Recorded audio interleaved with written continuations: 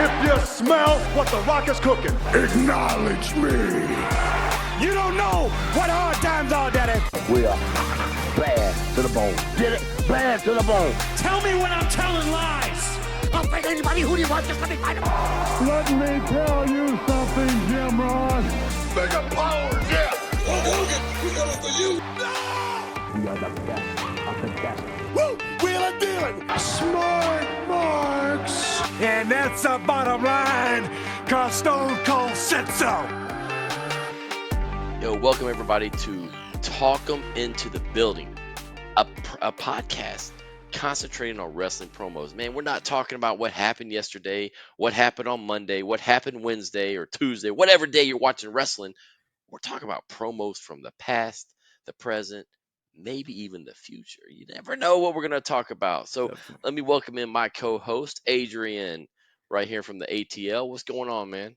Man, what's up, man? What's up, listeners? Shout out to y'all. How you feeling, Greg? Man, I'm feeling good. I can't wait to get into today's promos. Nice. I can't wait to tell the fans what we're going to talk about here. Out of lead, Yeah. how you doing from the West Coast? Oh, I'm living, man. I'm excited to be here. Hi to the listeners, and thank you for joining us. It's going to be a great show tonight. Yeah, it's going to be fun. It's going to be fun. I don't know how y'all are going to react to this one today, so for all the listeners, as you know, about a month ago, maybe a little over that, Iron Claw came out. So Iron Claw, if you don't know, is about the Von Erich family and world class championship wrestling that was centered in Dallas.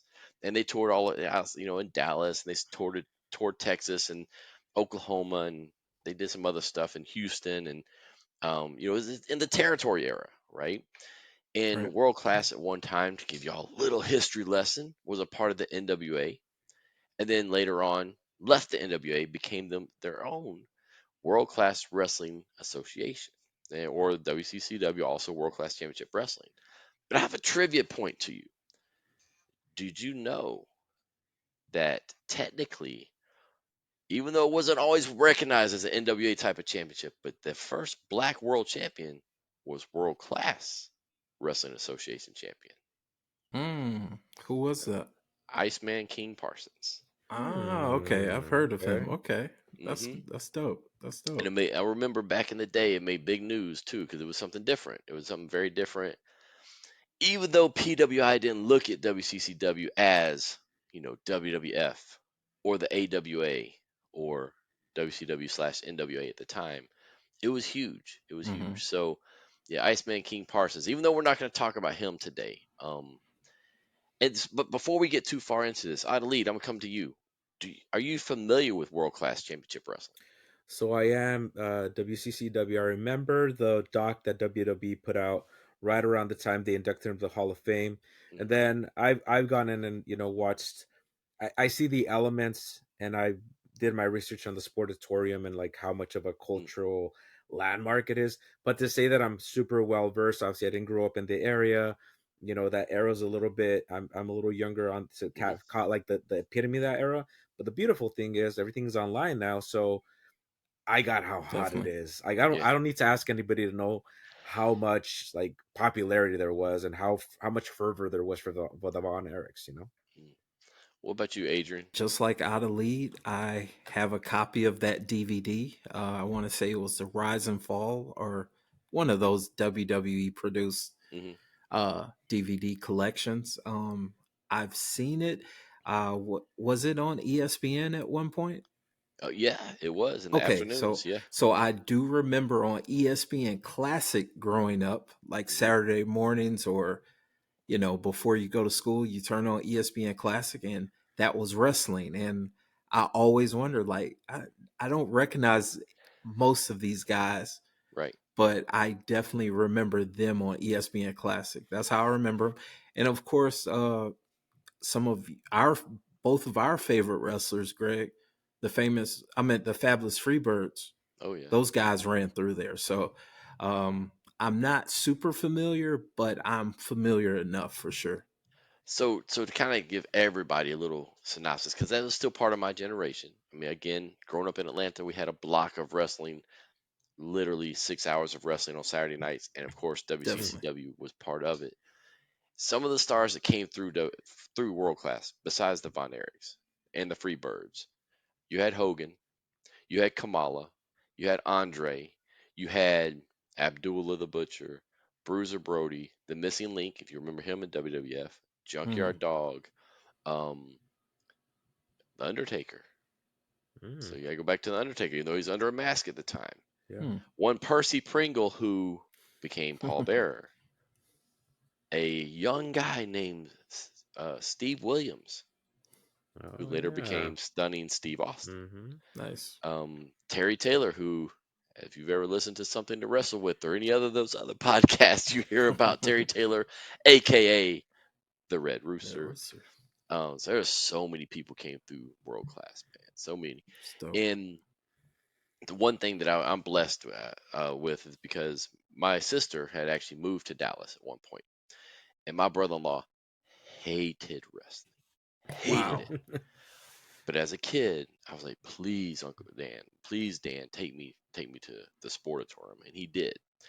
Now, here's what's funny about that, because I'm growing up here, and I'm like, that's world famous Sportatorium, and that's how they've always introduced it. And I'm like, of course y'all know where the Sportatorium is. This is Dallas. It's famous. Nobody knew what it was. Nobody knew what the Sportatorium was. And I'm like, how does nobody know? Like, I know what the Omni is. How do you not know what the Sportatorium is? Dude, we pulled up on this building. And I'm thinking, it's going to be this glorious Taj Mahal. Dude, it's a barn. Straight up barn with just Sportatorium on the outside. Walk in, it's like you walk down, and it was just a bowl.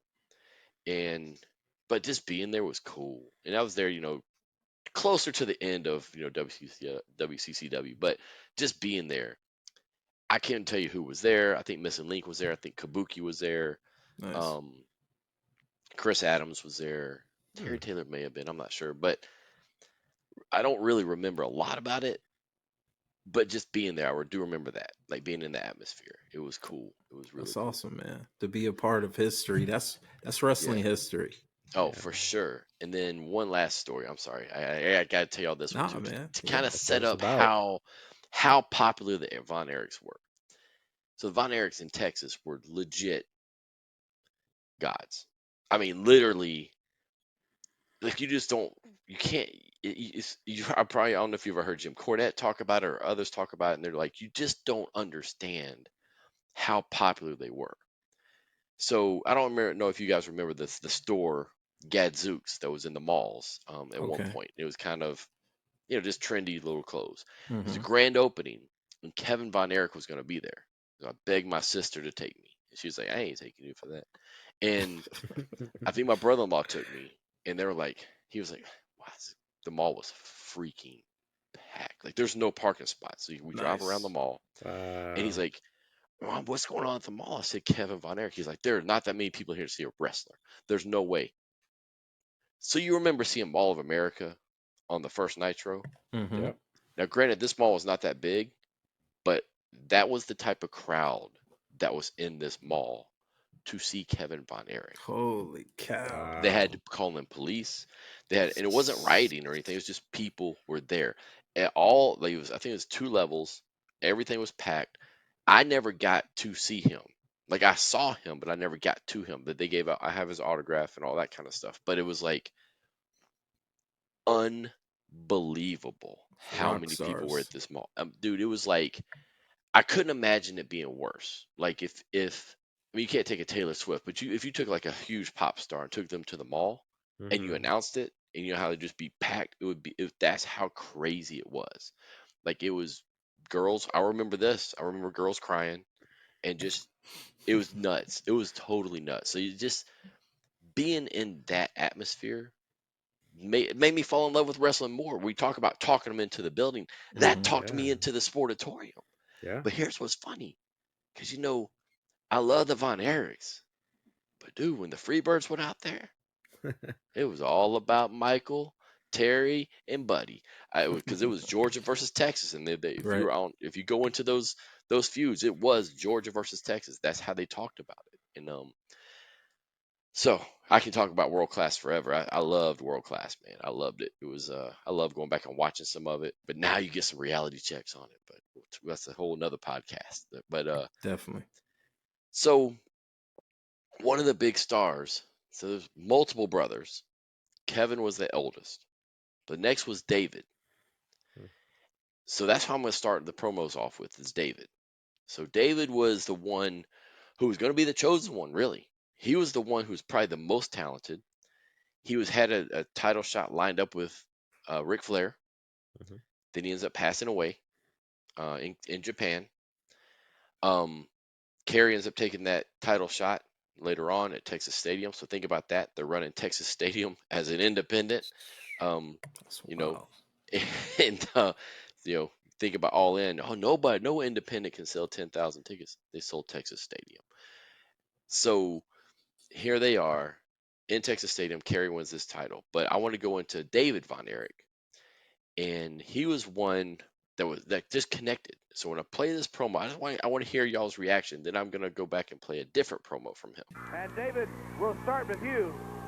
Some big things have happened, some bad things have happened, and some big things are going to happen. Some bad things have happened, but some good things have happened too. All right, now first off, let's go back and cover Kev. Now, Kev was attacked by the Freebirds. We all know what happened there. They jumped him, they beat him in the head, they gave him a concussion, and he asked me to take his place tonight against the Missing Link. Yeah, I'm happy about that too. Missing Link likes to use his head and smash it into people, and Kev just might get another concussion. So Kev asked me to replace him, and I said I'd be glad to. Because Kev's got 1 week until he faces Michael Hayes in the ring all by himself. Now, Mark, that's going to make it a little bit different than what Kev had to do in Tarrant County when 3 guys jumped him all by himself. This time it's going to be just Kev and just that bleach blonde Michael Hayes. Now, Kev said a little while ago on his interview that when he woke up, there were people all around him. He didn't really know what had happened. He forgot to mention one little thing. He had one handful of hair, and it was about that long, and it was bleached blonde. So you tell me who it was. Now, that's all I'm going to say about that. Did Mike do a fantastic job with Ric Flair? We gave him his opportunity. Kev knew, Kerry knew, I knew, and all you people out there and all you people here, you all knew he could do it. Ric Flair said he wasn't a Von Erich, said he didn't have the guts, he didn't have the moves, and he wasn't a Von Erich. He not only proved he was a Von Erich, but he also proved he is 100% Texan. Anyway, Mark, I guess you can see I'm about as proud as I can be with what Mike has accomplished. He's taken a big step all by himself. Now, a lot of people have come up to me and asked me, what are the stipulations going to be? You got the ball now, Dave, run with it. What are you going to do?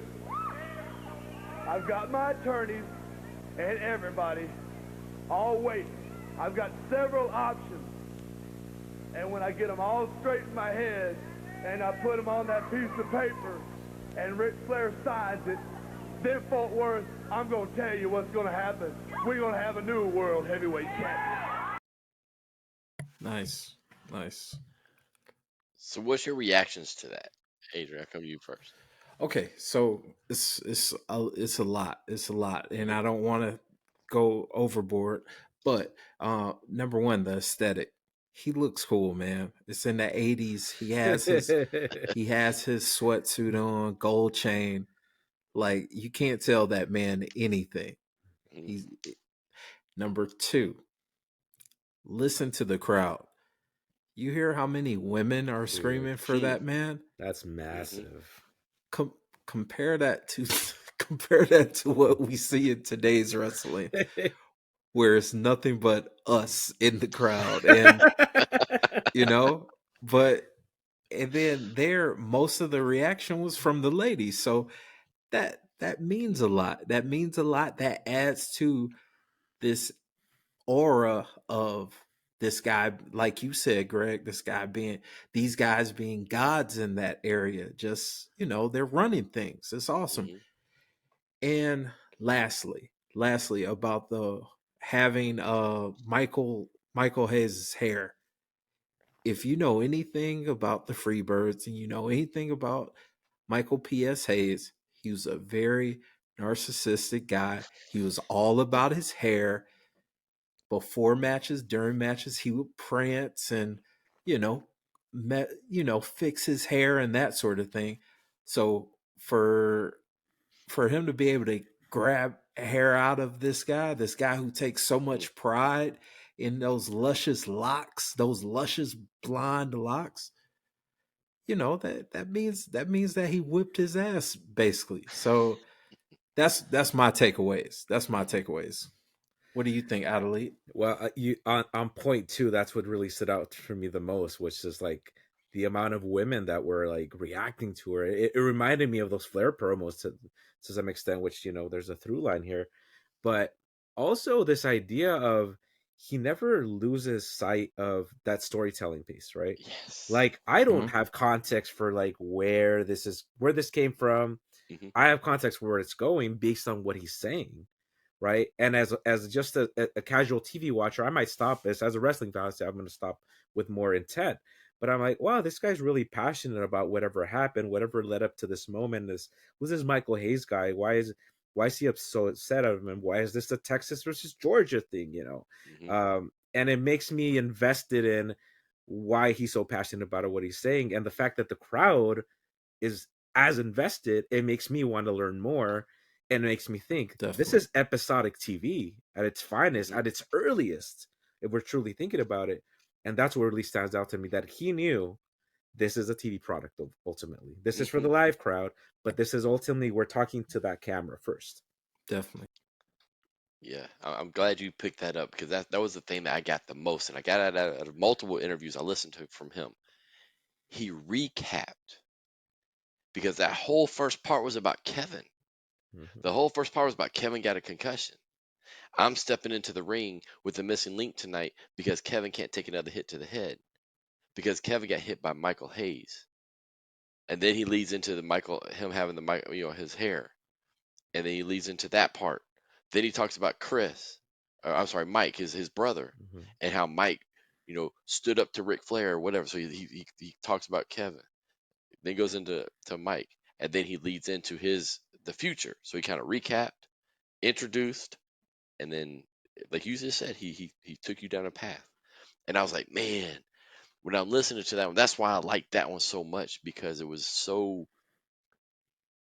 the way he did it, right? Think about today, you have, your Judgment Day, and you've got your bloodline because the Von Erichs were basically a faction. Yeah, they're Mm-hmm. family, but they're a Right. faction. Yeah. It would be like Roman standing there and telling what just happened with all his, and then he don't do that. He talks about himself, Right. or Rhea doing the same thing. She ain't gonna do that. They have their own little things. He just recapped everything, like you just said, and I didn't think about it that way. He understood the TV. And I was like, man, David got this. It's like Definitely. going back and listening to it. It's like, I see why Flair put him over so highly. If you haven't already, like, comment, subscribe, and of course, look us up on socials at Suplex Dinner Club. And be sure to check out our other projects. We talk college football on Dogs versus All Y'all. That's a weekly college football podcast where we don't just talk about the Georgia Bulldogs, we talk about all things college football. The Life and Times Pod, which is short for the Life and Times of a Restaurant Lifer podcast, where I have some chill conversations with some cool and interesting people that I've met in my years in the hospitality industry. And of course, check out Talk 'em in the Building. That's a pro wrestling podcast where we solely focus on the promo. We talk about the talkers, we hype the hype man, and we pontificate on the promo. It's a fun project, and if you're a pro wrestling fan, I'm sure you're going to enjoy it. If you're into TV and movie reviews, check out Four Corners Cinema with Ari and Adrian, a podcast where two lifelong pro wrestling fans review film and other forms of media that just so happen to have some of our favorite pro wrestlers. The Suplex Dinner Club family is growing, and I would love for you to be a part of it. So I got another one from David that I'm going to play Okay. for you guys. Now this one's going to actually be from Florida and not from Texas. Oh, nice. Okay. Fatty 2x4. Can't even get through the dressing room door. Dusty Rhodes, I hope you can make it into the ring. Because the only thing fatter in your body is your head. Now, you're taking on David Von Erich from Big D, Dallas, Texas. Everybody knows that Dallas, Texas is where everything happens in Texas.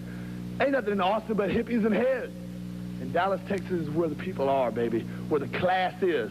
So come on, take on David Von Erich. Nobody's beat me yet. Short, sweet, to the point. Adelaide, I'm coming to you first. What's your reaction to that one? I mean, it's how can you go wrong? You're literally it's a camera in you, right? Either you got it or you don't, and you're and I don't think I know they grew up in the business and all of these, like we have the background on the dad being tough on him, but ultimately for me, it's this direct connection, right? It's he's taking a few tropes, right? Of like I'm gonna call out the hometown, I'm gonna call out the area that I'm going up, but everything comes back to Texas, right? There's this very conscious, very deliberate identity towards Texas, like, and that's really what stands out to me the most when he speaks. And also, he reminds me of a few people that I know growing up that were, he hasn't quite come into his own, but man, he does not lack confidence, at least in this little promo, Definitely. I mean, he sounds sleazy, man. Yeah. He sounds sleazy, and it's just one of those things where that's the way I view people from Florida. No offense to listeners from Florida, but that's the way I view people from Florida. So it's funny that his direction was to piss off people from Florida to say this is how Dallas people are. So it's just weird. It's funny. So what about, and I'll stick with you for a second, Adrian. Compare and contrast those two. The first promo compared to that second one. Compare and contrast them. What was your reaction? Well, man, the first promo, he's clearly a baby face. The crowd is behind him. He seems pretty clean cut, all American. That's the vibe that I'm getting from him and the direction. But the complete opposite with this guy. This guy, he looks a little shaky. He looks a little shifty. Like I may not want to be sharing space with this guy. Like again, he reminds me of someone from Florida. So that's what I get. That's the reading that I get. I don't trust this guy, and I want to see Dusty beat up on him. And so, Adelie, what do you think about that? Because obviously he is being that heel, right? He's going after Dusty, who's the face of Right. Florida. But and before you answer, I do want to point out the fact that he was smart enough to talk. He's basically talking about the Florida hero, but he referenced Austin, which is where Dusty's from. Originally, And so he referenced that. So I'm like, oh wow, he tied that in and tied it in how Dallas is better than Austin, but still blasting the dude who's in Florida, right? So Adelie, what do you think about the compare and contrast those two promos? I think he's really good at picking up details and utilizing them within the promo in ways that you're probably not. It's kind of like background noise, almost like it's within the within the spirit of the promo, which is like ultimately is like I'm here to bury this guy, but let me tell you some connecting points that'll make you see my point of view, essentially see where I'm coming from. But ultimately, like Adrian said, he is kind of a sleazy looking dude that looks like a used car salesman ultimately. Whereas in that promo, I think also something that I mean it goes without saying, he doesn't have anyone to play off of, right? He's literally speaking. This is, I'm assuming this is probably a promo they use for like a segment. It might have been, to sell tickets ahead of time. So he definitely is talking to the home audience rather than, not that he was feeding too much off in the other live promo, but obviously there is some pauses there that he wouldn't do in a recorded promo like this. Right. Yeah, for sure. I'll say that it's interesting and really shocking to me to see the Von Erichs even do a heel promo. Like I'd never seen it. I'm not gonna lie. I'd never seen that one until today. Until I did the research for this. I'm like, what? And And I've seen Ric Flair talk about David, and David was, I just barely remember him when I was a kid. Kerry was my favorite Von Erich, but Flair always said, "Oh, David was the best, and David would have carried the NWA title for a long time if he wanted to." Wow. And after seeing those two promos, you can see why. Yeah. In my opinion, it was kind of like that first one was the I know my crowd, I look a certain way. Like Adrian, you pointed it out. He's that cool '80s look, right? He had that, like just everything, and he was humble. That perfect babyface promo. You flip it over, and I'm like, he got the little feather thing coming Right. out, the total '80s feather thing Right. coming out. Yeah. Even the way his hair was done, Hmm. what he had on, and the way he talked. I'm like, I have to think about who, even whether it's modern or recent modern, has such distinct personalities between heel and baby. Because a lot of times that promo style is still very much the same. It's just I Right. turn who I'm talking about. Right. I mean, whether it was Flair, whether it's The Rock, whether it's Austin, they're Hmm. all the same promo style. Right. 99% of it. It's just what I'm talking about is different. And I'm like, whoa, David went from, I mean, 180, one totally different thing. And I was like, I see what Flair's talking about. Not just in the Definitely. ring, but if you see that, you're like, wow, he could have been a mega heel or a mega face. Honestly, Greg, if you wouldn't have told me that that was the same person, I wouldn't have known that. And I'm pretty sure most listeners would agree. They they were polar opposites, but Hmm. that speaks to how great of a professional he was. Yeah, for sure. And knowing his audience too, right? Because a Hmm. lot of the times it's like, hey, this worked in Texas, this worked in this territory. Let me just recycle it because Yeah. you're talking about an era where you were essentially, I mean, in some cases, even doing the same matches because people would not, you wouldn't do it in the same territory, but you would carry the same act, so to speak, to a different Hmm. territory, and Right. then Hmm. you'd have to refresh it when you came back to your territory. But for here, he didn't do that. He created this new persona, this new Hmm. idea of what needed to be there, which was a heel essentially. And which is also interesting because from everything I've ever read, Fritz always wanted his boys to be Superman, right, and be Mm-hmm. Hmm. the big ones. But apparently, he had sent them to Florida to be heels because I saw I found one. I'm not today, but you can go out there on YouTube and see it. And Carrie Von Erich cut one that was Hmm. a heel promo. Kevin cut one that's a heel. I was like, I had no clue, Yeah. Nice. no clue Nice. that they ever did that. And it's just like, wow, is but that also gives you the genius of Fritz that said, no, you need to go learn, as they say, a new hold. Right. And even if you don't apply that exact trade back here in Texas, it makes you better. But before we move on, Greg, Hmm. I got a question for both of you guys. Today's wrestling performer, Hmm. is there anyone that comes to mind that can be a baby face but also be a heel, and it seems like they're two completely different people? uh, hmm. I was gonna say at one point it might have been Jericho, but that hasn't sustained for me at Mm, least. I think there's That's still it. too much similarities. I think Jericho was one. I will say that at one point when he did that's a good point. I mean, I couldn't think of somebody, but when you just said that, when he eh, when he came back and he basically got rid of all the Y2J stuff and became almost like the Nick Bockwinkel, the suits, Exactly. Yeah. and he talked Hmm. in those big words, and he yeah. said he copied Nick Bockwinkel. I think that was a transition. I think I would say Hunter did it with Evolution. Very different Mm, from a DX to an Evolution yeah. type. Um, but See I that really can't think of many. I feel like that's a problem. Well, it's not a problem. It's by design. Mm. It's Yeah. tweeners. The modern era is tweeners. There is, I mean, wasn't that McMahon's like behind the scenes thing was like there are no baby faces or heels. It's just that This they're is wrestlers. this is They're true. they're sports entertainers now. Whatever it may be. I would actually say total persona wise, Hogan. If you went back to that, Yeah. which I would still say, and I'll argue all day long, the best baby slash heel ever. That could do both. Because when he became that heel in the NWO, he did talk different. He didn't do all the, let me tell you something, brother. He played the chicken. He I mean he really backed down from a lot. The whole character thing.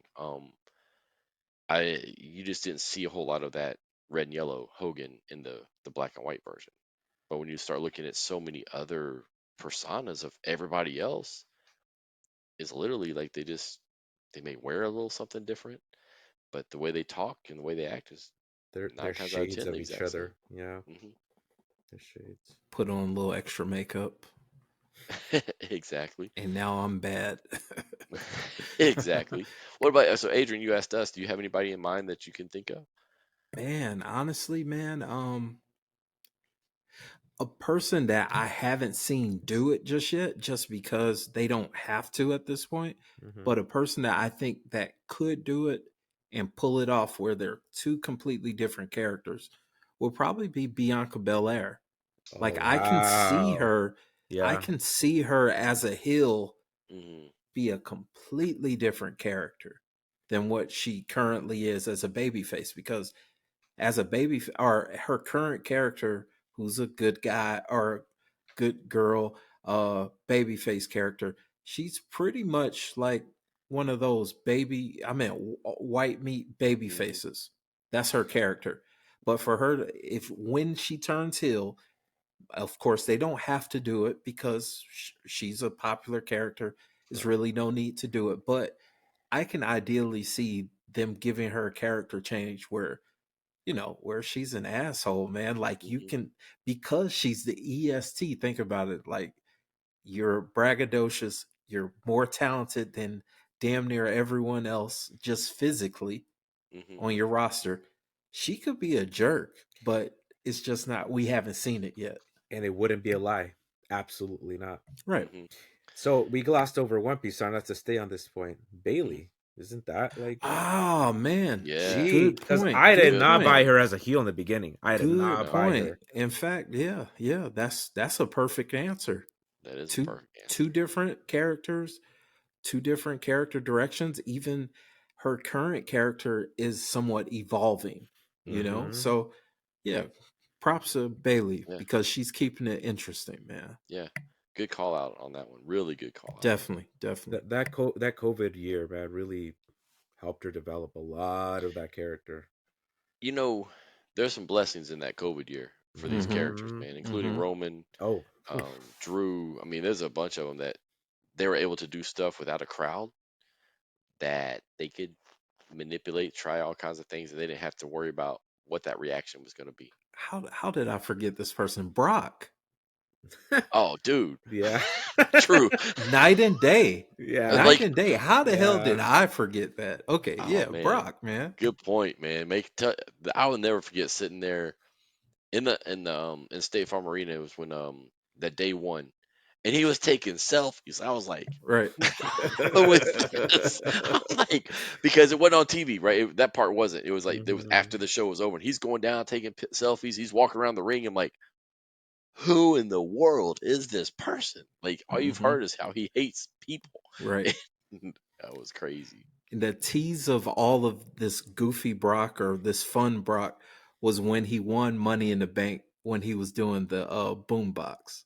Oh my gosh, that Hmm was hilarious. Because we were all Yeah. like, "What the hell is this? It's so hmm bizarre, but it's funny." So I digress. I'm sorry for side. Oh, I all just thought good. about that. This is the show, everybody. Exactly. All right, so now we're gonna dive into Kerry Von Erich, who for anybody who doesn't know, he was the one that basically looked like a Greek god. I mean, he Oh. had one of the best bodies. Later on in WWE, becomes the Texas Tornado.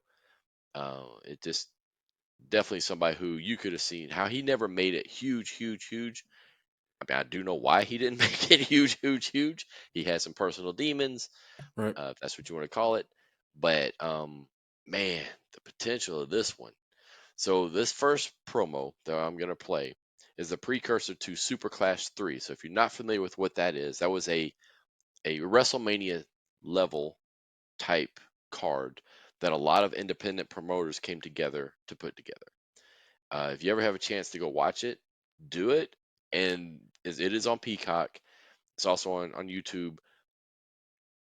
Not because it's so great, but because of the star power that's on this show, from Cactus Jack to the Rock and Roll Express to the Von Erichs to Jerry Lawler. I mean, Jeff Jarrett. There's just so many people on this show that you can go see back then. Nice. It's also a when you watch it, you will realize why super shows with multiple promotions don't work. So you'll see that. But this promo is setting up the main event, which is the WCCW champion, Kerry Von Erich, world champion, against the AWA world champion, Jerry Lawler, and they're going to unify the titles at Super Clash. Nice. One big thing about Super Clash, they chose Chicago to have this. I know it was not well attended. It was a pay-per-view and all that kind of stuff. I was like, man, you could have put this in 20 other cities in the country and sold this thing out 15 to 20,000 people. It could have been Atlanta, it could have been Tennessee, it could have been Dallas, and they chose Chicago. It's like, what in the world? So What that's was their reasoning for that? I think it was just they wanted to be Central looked at point? as I don't know. I think they wanted to be looked at as a major show and didn't want to be in a, you got to think about this is the 89, 88, 89. They want to be looked at as, one of the three main markets. And at the time that was Oh yeah. LA, Chicago, New York. And Right. I think that's what they just wanted to be.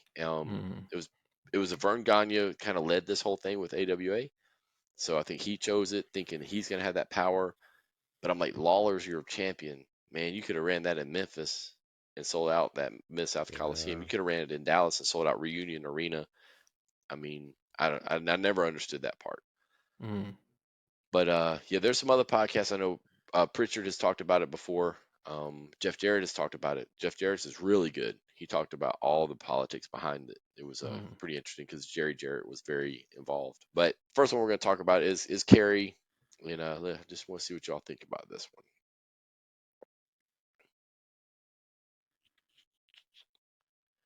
Bear with me, make sure I have the right one. World champion, a great athlete who knows what it's like to be under the gun, who knows what it's like to come back from injury, who knows what it's like to deal with the pressure.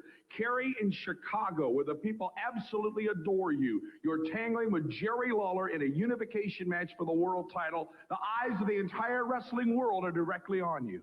Well, that's right. When they told me it was Chicago, home of Super Clash, the first one. And all the people of Chicago through the years, and while I was down, they're all saying, come on, Kerry, get back up. So they're behind me. They're behind me to take the world title, the only one world title. This ain't the world title. Jerry Lawler's got the other world title. We're going to put two of these belts together. I'm in the best shape of my life. I've been training harder than I've ever trained in my life. A lot of people are saying, Kerry, you got tunnel vision. What about your family? I said, well, this is my family. My mom and dad are coming all the way up from Tyler to see this. Because there's one world, and there'll be one world champion. I've trained like a champion. I've lived like a champion. And I am the world heavyweight champion. Kerry, the people from not only world-class wrestling, but from the AWA, from the CWA, from the CWF, they're all going to recognize the winner of this match. They're coming all over the world, but I'm ready, more ready than ever. Adelaide, I'm going to come to you first. Oh. Honest opinions, don't hold back. Bring it. No. He has a great look. He has a great look, guys. Yeah. You can slap that on a lunchbox. Wow, that's us. Oh, man. It's rough around the edges, to speak nicely. It's so monotone. That's the first thing I pick up on it. There's no he doesn't change the rhythm of his voice, his intonation. It's just like da da da da da da da. My family, this championship. I've been training hard, but there's no variation to anything. Like it's just like it's droning in a way. And then it makes sense why, David would have been the standout promo wise and why that was the original plan, right? But you can't deny the way he looks. Like if you put it on mute, and again, we do that, that TV litmus test that if you're walking by Oh or yeah. you have the TV on mute, he looks great. It looks amazing. But gosh, keep it on Definitely. mute. You might want to keep it on mute for a little bit longer. That's all I'm saying. Adrian, what you got? Yeah, man. It's little to no energy, man. It really seems like he was running through bullet points. It seemed like he was just memorizing. It wasn't natural. It wasn't believable. He looks like $1,000,000 though. The guy looks like He-Man. I love his hair. You know, it, he looks great, man. He looks great. He looks great. But yeah, man, the Yeah. promo was lacking. He said world champion so many times back to back in statements, so Mm-hmm. really it really seemed like you didn't want to even be there. It seemed like Mm. he was uncomfortable being in that position. So yeah, man, that wasn't his best work. Yeah. So watching this, man, it was painful. And because I did love Carrie so much. It Yeah. was like watching this now. There were so many things. Like one, I think we just talked about his personal demons. I think they were there at that moment. Look at the eyes. He was not all there. Um, I don't think he knew what he was trying to say. I think he was totally lost. But what got me is when he said, "This is not the world championship." I'm like, dude, you just totally took your Yeah, belt down a notch. that was Okay. off. That Yeah. was Whereas weird. Yeah. to me, it should have been like, I'm the world champion. And yes, we're going to unify these, but I am the world champion. Lawler claims he is, but I'm going to take his. I mean, that's how it should have been presented, right? It should have been Right. like, world class is the one. And Lawler should come in and say, AWA is the one, right? They should have that. And this, to me, would not talk me into the building. This Definitely. one right here would Yeah. not talk me into buying that pay per view. It just wouldn't. It does, like you guys said. I mean, it passes AST, the Adrian Strip Club test. That's the But what. That's the what I was looking for. it does, because when you walk by and there's no sound, you're like, dude, that dude is Yeah. what in the world? Jacked. And the belt Yeah. looked good too. I mean, that's one Yeah, thing. And I it know that did. sounds crazy, but you got to Hmm. think about the time. And Yeah. these are independents. These are, and at that time, you can just jump on eBay and grab a belt from Pakistan, right? Hmm. You had to get belts, right, from Reggie Parks Hmm. or somebody. Mm, Belt is awesome. I mean, it's to me one of the most beautiful belts, and that also kind of comes across on the TV. But man, yeah, that one's brutal, just brutal. yeah. We can't all be talkers, Gary. No, no. But so we're gonna play another one for Kerry. But now to kind of fast forward a little bit on Super Clash, um, he does face Lawler. He has Lawler beat, but he is bleeding.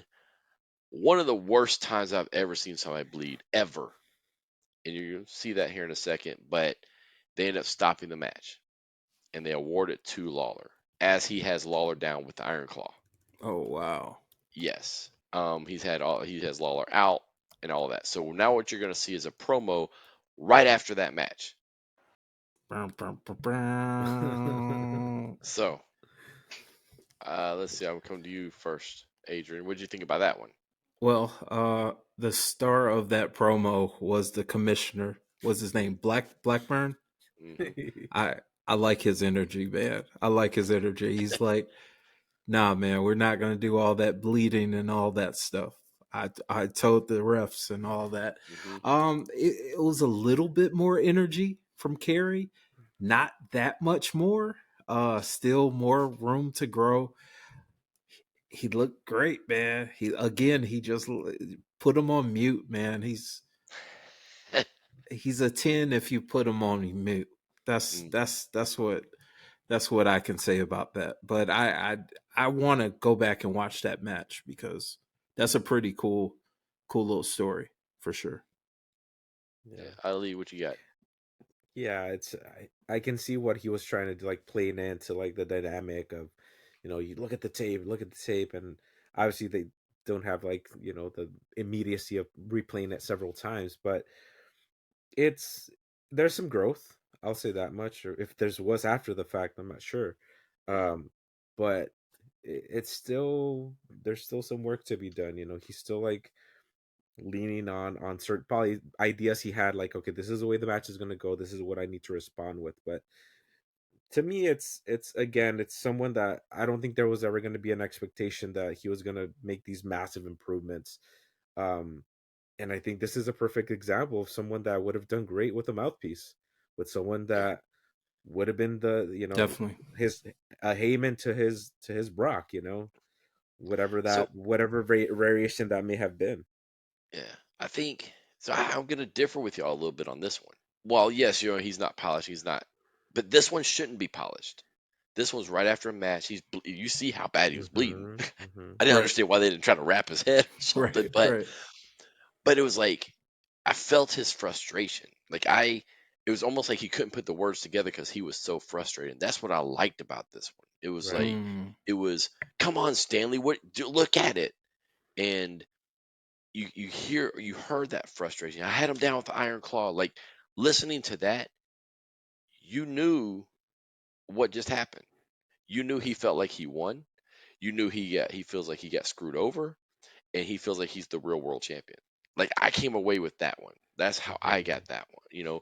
Mm. And that's what I liked about it. Is it's kind of like watching a match. Like when people talk about botches, if you're watching a real fight, it's not going to be smooth. I Hmm. love Right. seeing a botch. I love seeing people screw up because it's real. Mm-hmm. And so to me, that's how that one came across. The first one was like, what in the world? But this one to me made me want to see the rematch. It kind of reminded me of Brett at the end of what did he lose to uh Sid, I want to say at the end of Monday Night Raw when he cut the "This is BS" Mm, that promo or mm-hmm, whatnot, where he's angry, he's frustrated, he's been done an injustice, and you can build upon that. So mm-hmm. I'm not familiar with Kerry's story at that point, but I would like to check it out and see how did Yeah. they go from there. He's definitely improved, because it's like there's passion. There's Mm-hmm. definitely passion. Yeah. There's an affirmation that he is a real world champion, right? And Mm-hmm. that's growth. But it's this thing, I think, to Adrian's point, it's without context. I think a little more Yeah. context would maybe be helpful. It's hard to sympathize because ultimately all I'm seeing is this jack dude who's Crying. bleeding, Yeah. and there's Right. these two older Yeah. guys Yeah. he's complaining to, which I'm like, Right. you know, Right. It's interesting because you think about later on, there's another Jack dude who lost for the same reason, which was Lex Luger to Ric Flair uh, yeah, a few yeah. years later Mm. for the exact same reason.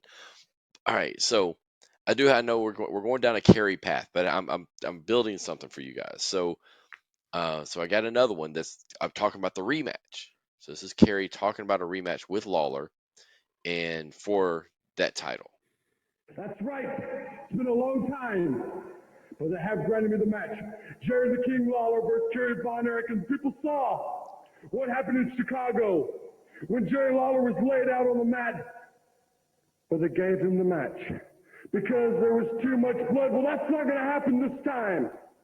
What's going to happen now is Kerry Von Erich's going to come out fist and fire because it's time. It's time for the world champion to fall.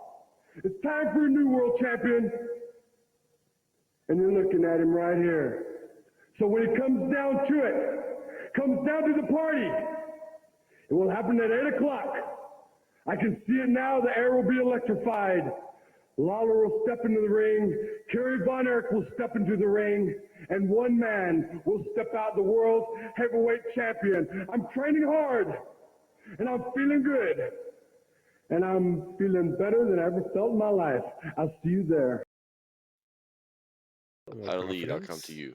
Yeah, What's he's your thought on that one? confident. There's still the little Hmm. selling points that he's trying to get across, but there's definitely less and less anxiousness, less. He doesn't seem as nervous. I'll put it that way. And I mean, credit where credit is due. This guy had so many reps, right? His like family like owned the like the TV space. So I'm sure like this is a result also of just being out there so many times in front of a crowd, at some point, just by being around it so much, you have to improve, and obviously it shows here. Hmm. Definitely. He's a lot more confident. That's what I'm looking for. Hmm. But did you get a feeling that he was like stealing a little Ric Flair, like in his cadence? Maybe, but Is is it it, or is just it a me? product of the time? True. That's a fair point. That's a fair Yeah. point. But when he was going and when he gave the pauses here and there, I was like, Hmm. is he swagger jacking Flair right now? Like, is this what this is? But I love it. I love it. It's more confident. Hmm. He has the looks, and now you're talking a lot more. He's speaking with conviction. Hmm. It's Yes. more believable. Yes. And now we're talking about talking him in the building. Now, if I'm watching that for the first time, I see this guy who looks like $1,000,000, and now he looks confident. He told his story.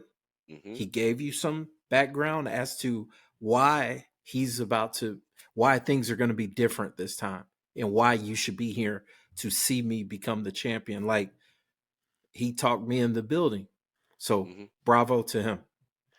That one makes me want to see the rematch. Yeah. Definitely. So, and what I was trying to show you through that little synopsis was like, okay, here's my pre-match promo, and it was just kind of Hmm. like I'm world champion, almost like he didn't really want to do the match. Mm-hmm. Then he has the match, and he's frustrated. Like, hey, I lost. I shouldn't have lost. I lost for blood. And to me, it just kind of came across like I'm frustrated. Hmm. Now I got that fire. It's almost now, if I look back at it, it's I was the world champion. I had a taste of that belt. I had a taste of that lifestyle. I lost it, and I shouldn't have lost it. I should have taken that one. Now I want it back. Now I want to have a new story, if you will. And I want to get back to that mountaintop. So that's kind of how I took that journey. If I look back at it, like, so not piece at piece by piece, it's kind of like, oh. But now when I look back, it's like, oh, wow, we went. I kind of want to take y'all in a heartbeat with it. Definitely. Yeah, I like that, man. That's a good story. That makes me want to actually go back and look at this. So I got one more Kerry Von Erich one. This was very different. That's all I'm gonna say about it. Okay. Now we're gonna come back and we're gonna debate about it a little bit. For that man right there, and rightly so. Look at his body. All right, Kerry, I think everybody is fully aware of the fact that you came into the World Wrestling Federation. I said taking it by storm. Indeed, you did. The contention, however, of Mr. Perfect, on the advice of his manager, that he accepted the Intercontinental title match in a mere 10 days. I think that's bad advice on Bobby the Brain Heenan's part. But nonetheless, my question to you is, now that he has had ample time to prepare for the match, how do you intend to defend the Intercontinental title against Mr. Perfect? I proved that he is not the perfect Intercontinental Champion. Got that right. Now, it is up to him to prove that he is the perfect challenger. When the clouds in the heavens grow dark and the tornado comes from the sky, with the strength of my family, with the strength of nature, with the strength of the fans and the people throughout the world,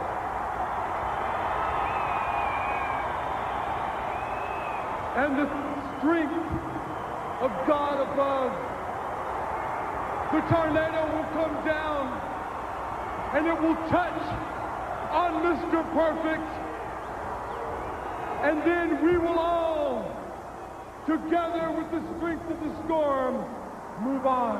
Hallelujah. I will prove that I am the best Intercontinental Champion ever.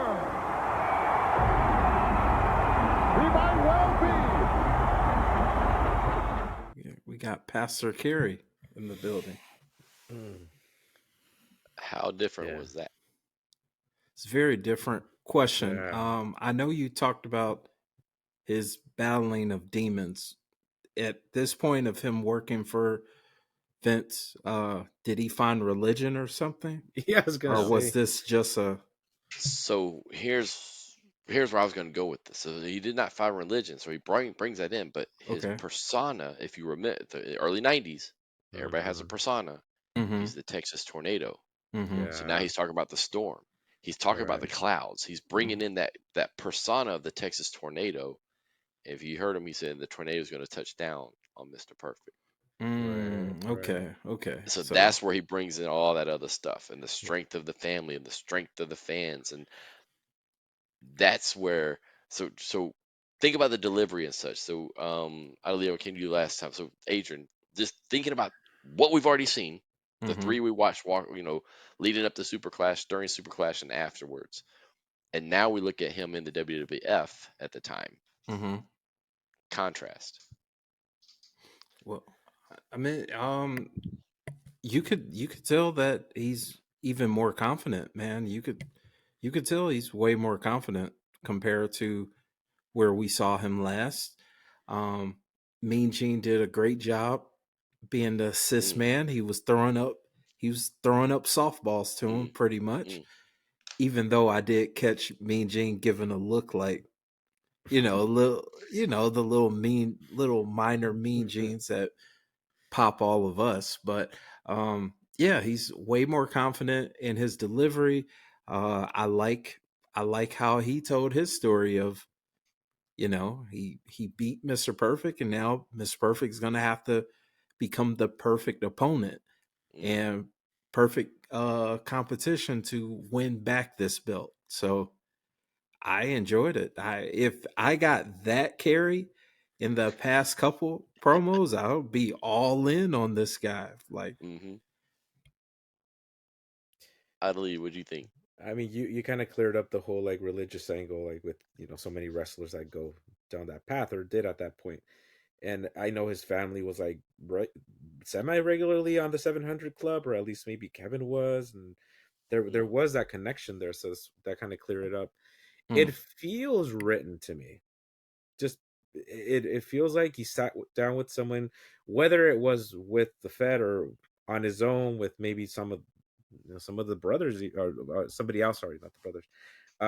But it definitely felt rehearsed in a way, mm, and I wonder if maybe Mean Gene even rehearsed it with him backstage somewhere. But all that aside, it is a significant improvement, especially mm, when you consider he's out there with the live crowd, with the live definitely. mic. You can screw that up so easily, Hmm. especially in a lead up to like this huge pay-per-view that is being built up. They got the strap on you. They're counting on you to deliver. But I think true to a lot of the greater wrestling, um I guess promoters, you might say, for Vince here, is like they're leaning in to his strengths, and this is not his strength. This run was not long. It's mm, incredibly short, but Yeah. it's short, it's effective, it tells you what needs to be told. It tells a story in a very short amount of time. And like you just said, the setup is all Mean Gene, right? It's classic Mean mm, Gene. Like, I'm gonna ask you the setup, and then whatever you memorize, whatever you were gonna say, here, spit it out. And mm. there's not this back and forth that maybe a more seasoned, talker might have with the interviewer. It's like, here's the layup, boom, do it, right? So that's still difficult to do. I'm not even downplaying that. Yeah, I think one of the things that a couple of ideas I had on this one is watching that. You don't always appreciate how great Mean Gene was. Those stick men. Definitely. Let's go back to David. Let's go back to David. David in that first promo I played set up Kevin being hurt by Michael Hayes. Set up why he's taking over the match that day. Set up Hmm. Mike and how put Mike over, Mike Von Erich, and how he did well against Flair, and then led into setting up his future match with Flair. He did all that. You jump into this one. Mean Gene told you the history. Mean Gene told you what's coming up. Right. I mean, Gene just asked you for your thoughts on it. So it was kind of like that type of thing that if you have a good stick man, you can allow them to set up everything and give you that short promo time. Mm-hmm. And then this was a perfect example to me why Vince scripts promos, why Vince produces promos, why he gives you, oh, Kerry, I need you you 30 to 45 seconds.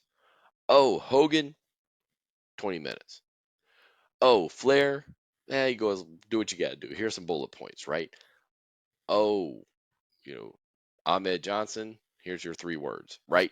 It's it's them understanding what they have in front of them. And that's what this was to me. It was understand Kerry's limitations. Kerry, this is your character. Yep. Tap into it. And to me, it did it come off a little scripted? Probably, but at the time it didn't to me, Mm-hmm. right? We're looking at it through different lenses today. Right. But it was like, wow, is this the same person we heard in that first promo about Right. Super Clash? Where he Right. had a world title shot? Where he's unifying titles? Man, it did not feel like it at all. Mm-hmm. And so I just want to, kind of take you all on that journey, in honor of Iron Claw, the movie. Yeah. Hopefully you guys enjoyed that. What did you think about kind of going through that type of a synopsis? It's a little different than what we've done before. I enjoyed it, man. Yeah. I enjoyed seeing the journey of, David again being the chosen one. We saw the goods from the jump, and we saw how he could work different angles. But Kerry is it was a little bit more of a journey for him, Mm-hmm. for a lot of things that were in his control, but nonetheless, hey, things happen. But it was very cool to see him in multiple stages of his wrestling career. And like I said before, he looked like $1,000,000, man. So it was incredibly enlightening too, because like I said, I have an awareness. We were talking about watching the docs, but obviously that's going to give you a very cherry picked view of, and that was like the whole family, right? That wasn't just Kerry. But I think we've spoken on taking the journey with the evolution of a wrestler through promos. But most of the ones we talk about, we know who they are, right? We have a point of reference, right? They're either modern wrestlers or within our point of reference, whether we've seen them live or we've seen them through TV. And with Kerry, I knew him as a Texas Tornado and everything, but I didn't have this point of reference going back that much, and the evolution of right. essentially, thinking about the backstory, like throughout all this, how much tragedy, how much heartbreak is going on. And we didn't really speak on that. And obviously, Iron Claw, the movie, gets into that, within a very time constrained way. But thinking about all that also makes me think that he's also representing the Von Erichs and Texas at that time, because he is the only one Definitely. that reaches those heights in New York. And that's a lot of pressure to put on one guy, to be representing your family, your state, the WCCW, the NWA to an extent, um, and that's powerful to see someone who essentially made it that much and improved so much. Because Yeah. as much as I said earlier, like, oh, that sounds like a written promo, that's still incredibly difficult to pull off. Definitely. Yeah, for sure. For sure. Well, I appreciate you guys going through this one. And of course, every week or every time we have these, we got to have our non-wrestling promo, right? So this one's kind of non-wrestling that I'm bringing to you, but it's also tied into the Von Erichs, of course, because why wouldn't I tie it into the Von Erichs, right? So you get this gem of a promo. We're here to show you the ropes at Pizza Inn. When it comes to original thin crust pizza, nothing can beat it. Except cheesy pan pizza. Come on, you guys, call it a draw. With the all-you-can-eat buffet, you can always go back for more. All the pizza, salad, and muffins you can handle, made with the freshest ingredients for a super low price. I just got a new Pizza Inn phone for $14.95. Well, I want one of those too. Give me that. Hello? It's for you, Captain. Hello. Nice. What goes better with pizza than muffins? So, how about that price, man? $3.29 for a gosh. buffet. Hey. But okay, the reason I shared that with you guys, and I'm gonna come back to do your reactions, but it goes back to what we talked about in the beginning. This was Pizza Hut. This wasn't Joe's Pizza. This wasn't, hey, Texas Pizza on the corner. Yeah. It's Pizza Hut or Pizza Inn, huge chain in the South, especially, and in Texas, huge. Mm-hmm. And research I did, that wasn't just played in Dallas. That was played across the entire state of Texas and in a couple other states. Nice. For them to get a commercial like that when wrestling was not mainstream Yeah. at all, Mm. Hogan didn't have commercials like that. Think about that. Lawler didn't have those type of commercials Yeah. in Memphis. And that's why I wanted to play that one to kind of reiterate what we talked about in the beginning. These dudes were over to a different level. Yeah, that's awesome. That's awesome. What year was that? Man, it probably about 80, because David would have been passed away, so probably 85, 86, somewhere Okay. in that area. Okay. I think David passed away in like 84, Wow. because that was Mike that was in there with them. Mm-hmm. Yeah. Yeah. Trying to check. Yeah, you're right. Fall of 85. Mm. Yeah. Yeah. Wow. That's So wild. yeah, That's wild. That's a cool commercial though. yeah, The for muffins sure. throw me off completely. Absolutely, completely throw me off. But I may have to Yeah, I try mean, that pizza and muffins. that's something different. That's for sure. Oh man. Or the phone at the end. I mean, that's awesome Right, too. right. Oh Yeah, Pizza and true. yeah. phone. But no, I just hopefully you guys enjoyed this little journey through Nah, world definitely, class, Yeah, man. that was real through the Definitely, cool. Von man. Erichs. So hey everybody, make sure that you're liking, subscribing. Hope you guys enjoyed this journey through Texas, through honoring the Iron Claw, David Von Erich, Kerry Von Erich, and hopefully down the road we'll visit more about world class, one of the greatest territories of all time. But thank you guys for watching. Make sure to follow us on Instagram, on TikTok, all the different social medias, Definitely. and of course Yep. subscribing here on YouTube. Hey, man. Before we go, Greg, Yes, sir. I knew we were going to talk about the Von Erich, so I wanted to Sure. show something that was pretty cool. I don't know if y'all can see it.